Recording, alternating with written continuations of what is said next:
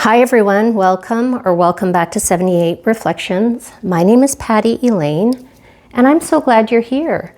Today we're doing something really fun. It is a tag for cards and creativity. I'll put the exact time name in the exact tag name in the description of the video. But I watched Nikki T's video and loved it because oftentimes with tarot tags, we are showing decks, which I enjoy doing, but I thought it would be really fun to do a reading. Now, the way I like to read is I like to, first of all, charge my deck on this little cloth here. And then I like to light a candle. You can see I have my candle written here. I've got my sunstone here. I've been feeling the fire energy today. I've got my little friend here, the owl, supporting my own inner wisdom. And so what I did was I sat here this morning in the sunshine. We have beautiful sunshine today, which is such a relief from the dull gray skies we have been experiencing. And I just really sunk into the energy of each question, shuffled the deck, and waited for a flyer. When a flyer came out, I placed it on its spot on the table for the big reveal in this video today. So what I thought I would do is tell you the prompt, tell you why I selected the deck I did. We're going to look at the card together and then see what comes forward for me. I did bring the guidebooks here because I thought that would be an easier way to show you which deck it is, and also if I want to reference the guidebook in the reading, which sometimes I do. So let's jump right in. There are 10 prompts, and I did the same thing that Nikki did, and that is I chose 10 different decks, tarot decks. So the first prompt is face it. Reflect on yourself, who you are today, and how you place yourself in the world as a creative being. And so I started to think to myself, which deck knows me? Which deck do I see myself in? And the first one that came to mind without hesitation was the Fraxa Tarot. So the Fraxa Tarot is an MJ Kalini deck. It is Fey energy. I'm very strongly attached and connected to Fey energy. And when I got this deck, what happened for me wasn't a reading, but a tarot story that told the story of my life through the lens of the Fraxa Tarot. So the Fraxa Tarot knows me best. And so I shuffled that deck and asked, who am I today? And how do I place myself in the world as a creative being? Dun, dun, dun, dun. Interesting. Sometimes one hopes for a magician or the Empress, maybe. But, as I'm fond of saying, the tarot cards give us gentleness when we need it, and our truth bombs when we need it, and gentleness when we don't. So, 9 of Fire. What's interesting about the 9 of Fire, the 9 of Wands, is I usually consider this card an invitation to pause and regroup and choose my way forward. And so I am very familiar with the 10 of Wands energy. And I feel like I live my life in 10 of Wands energy. And whenever I get the 9, I always say, stop here for a minute, Patty, and consider what is the best way forward. And I do think that this card reflects where I'm at right now. I have felt a real shift in my creative energy, really in a big way over the last week. And that has been so welcome and so powerful. And so I think this 9 of Fire card is reinforcing that, in that taking the pause, taking the much needed pause that I needed in the beginning part of this year through the Witch's Rest, and after that has really been what has ignited my spark and my passion to move forward. Well, so far so good. Can you see that? All right. Card 2, rest. An invitation from your soul to let your mind and body rest, to re-energize and prepare for creative output. So for this, I chose the Witch's Garden. This deck I will refer to often as like my soul deck, in that it's like grandmother energy. It tells me what I need to know in a nurturing and calm way. So I trust the Witch's Garden to do that. And I also really love the guidebooks. So let's see what came forward when I asked for an invitation to let my mind and body rest, to energize and prepare for creative output. Yes, the Page of Cups.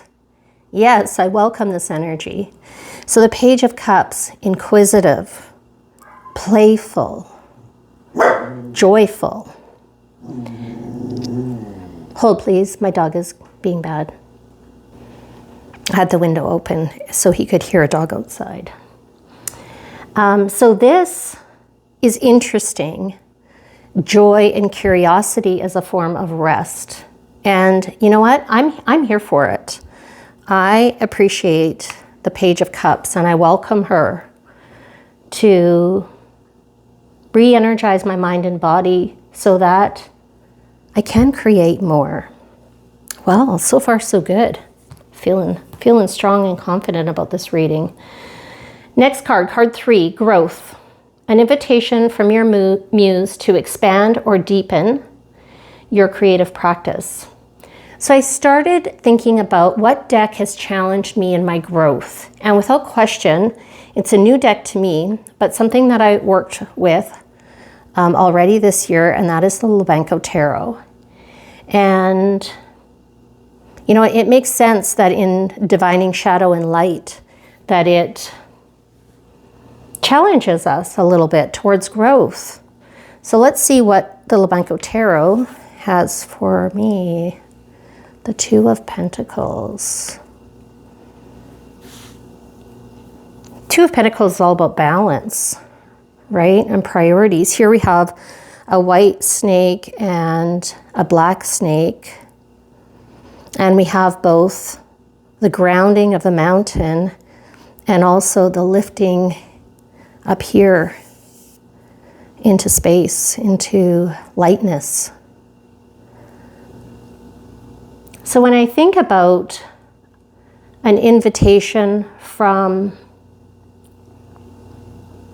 my muse to expand or deepen my creative practice, it really is about managing priorities. And you know, I feel like I'm hardwired for productivity. And it's interesting that it takes discipline for me to make room for creativity. But I think that is definitely being reinforced by the beautiful Two of Pentacles by the Lettie Tarot. And I thank the Lettie Tarot for not giving a card to me that YouTube would not appreciate. Because if you know the Lettie Tarot, you know that some of the images are not YouTube friendly. All right, so card 4, getting honest. The emotional impact of creative work and being an aware human in the world. When it comes to getting honest, I couldn't think of a more appropriate deck than the Morgan Greer. I have not had this deck very long, and I've wanted it for a long time. And why I think of it as being the deck that brings you into honesty is because it's up close and personal. And so the Morgan Greer deck is not an everyday deck for me, but when I want honesty, the Morgan Greer will show up for me. So let's see what the Morgan Greer had to say about the emotional impact of creative work and being an aware human in the world. Four of Swords. Absolutely. This is absolutely true. And I was actually reflecting on that this morning about, it was it was the Page of Wands energy that I was reflecting on, and how important work with the Page of Wands is the, creation of the foundation, like gathering the kindling, finding your matches, preparing yourself for that fire, that inspiration. But if you just throw a whole bunch of logs on a pile and find a torch and get it burning, it's going to burn hot and bright, but it's going to burn out quickly. Whereas if you build the foundation with kindling and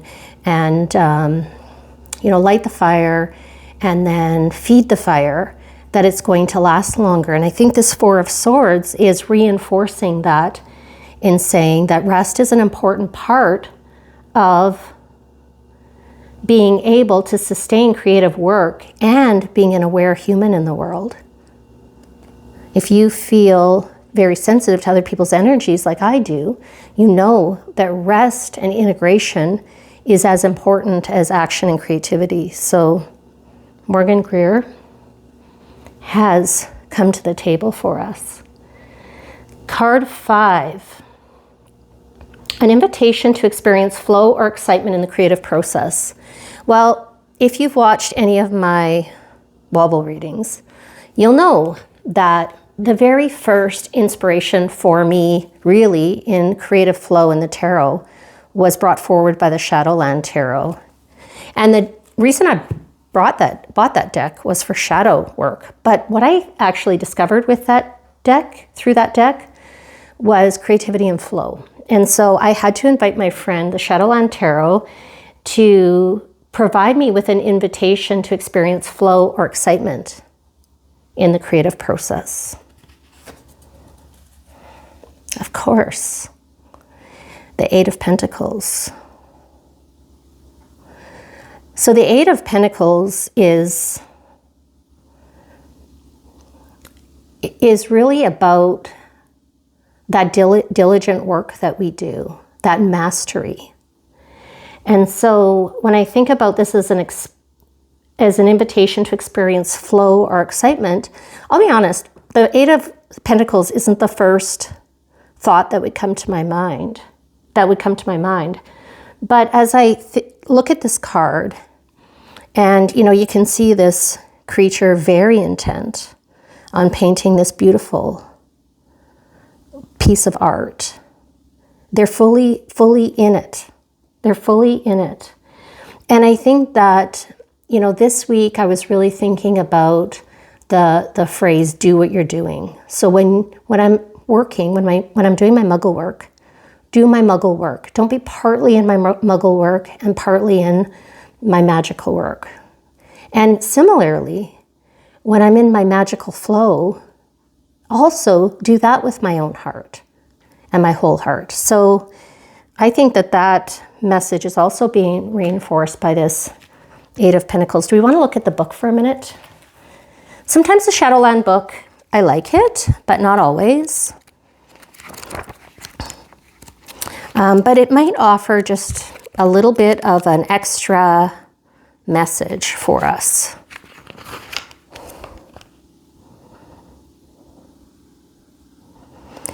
She is building her specific skill to improve the quality of her product and to honor her ancestors. Oh, I love that, because I've been doing ancestry work. By continuing the time-honored and increasingly rare tradition of her handiwork. This card is appearing right now to remind you that your physical manifestation of skills is vital at this time. How you make things, what you create, and talent shared with others are very important and relate to your current question or situation. Yes, it does. And I thank the Shadowland Tarot for that message. Love it. Okay, we're moving on to the second row. Card 6. Hurdles. How to approach the inevitable blocks, meltdowns, or obstacles that we all experience. So for that, I chose the Deviant Moon. I feel like the Deviant Moon is definitely the deck that gives me the harsh truth, whether I want it or not. I definitely pick my spots on working with the Deviant Moon, but I do really like it. and enjoy working with it in the right time and complex. And I thought in terms of hurdles that the deviant moon might have some wisdom to offer in how to overcome these inevitable blocks. Hierophant.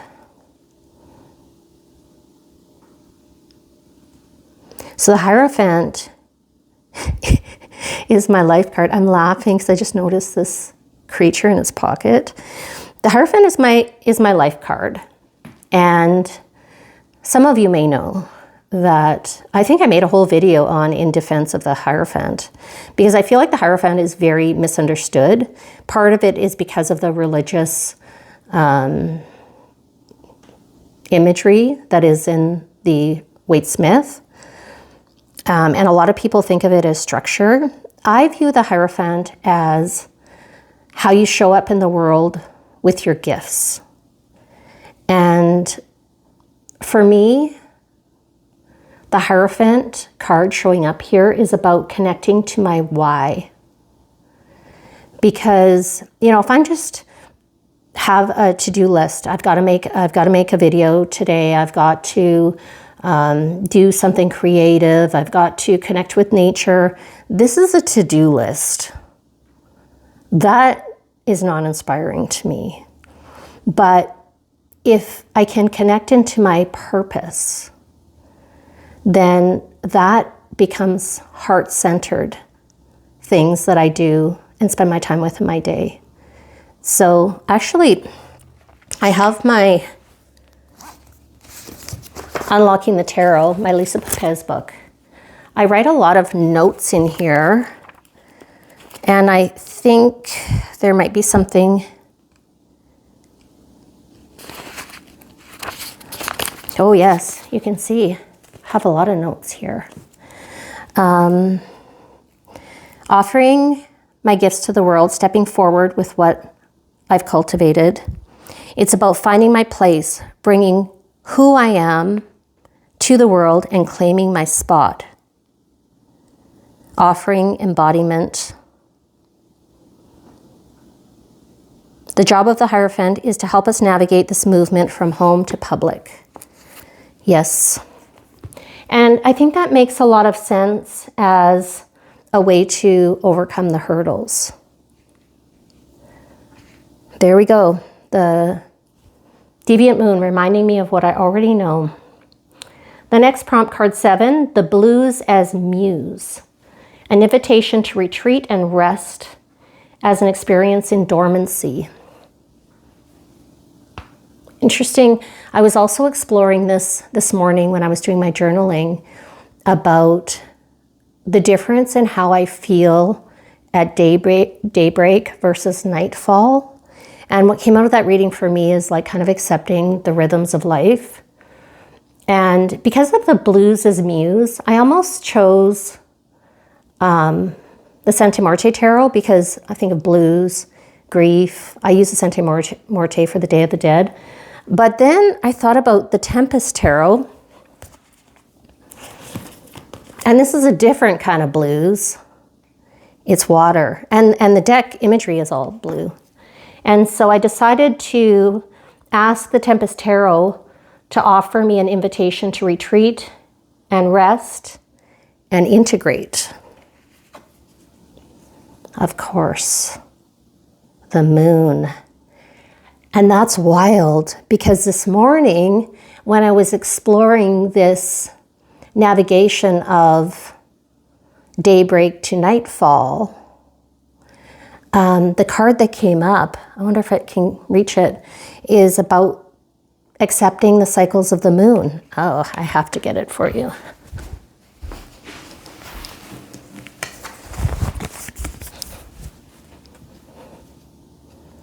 So this was my clarifier from the moon deck this morning.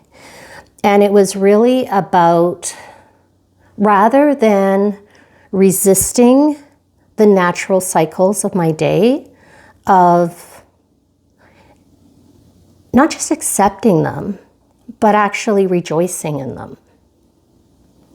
And knowing that, you know, I'm a morning lark. So I wake up in the morning feeling happy, inspired, full of fire, but by nightfall, I feel pretty drained and fatigued. And so, you know, the energy that came up for me was this cups, this watery energy. And so I think it's really appropriate that this invitation to retreat and rest is the moon card. Beautiful. Card 8, the shadow. Light, it exists alongside the shadow, and they each lend beauty and contrast to the other. So the card that the deck that I chose is the Crow Tarot. Do I have the book here? Yep. That is another MJ Colony deck. And I felt like the crow and this deck is really helpful in exploring the shadows. So the question I asked is, how can I allow my shadow to speak through my creativity? I felt a little discomfort with this question, if I'm being honest, because I would much rather share my light with the world than my shadow. But I also have been exploring the theme of accepting all parts of myself. So what is the Crow Tarot going to have to say? Oof. Okay. I have a visceral reaction to this card. Grief. You know, I've experienced, I think, more than my fair share of grief. And it's been a very long path of healing. But I do think there's gifts within that I can offer others. And I feel like the Crow Tarot is encouraging me in that. Oof. Okay. You know what? Truth bombs when we need them.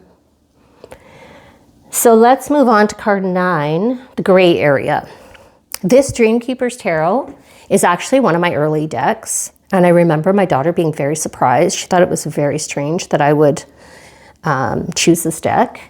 And it has taken me time to truly connect with it, but I love it. And I also love the guidebook. So I'm glad to have the guidebook here in case I want to refer to it. The gray area. How can I deal with ambiguity, uncertainty, and discomfort in the creative process? The Knight of Pentacles.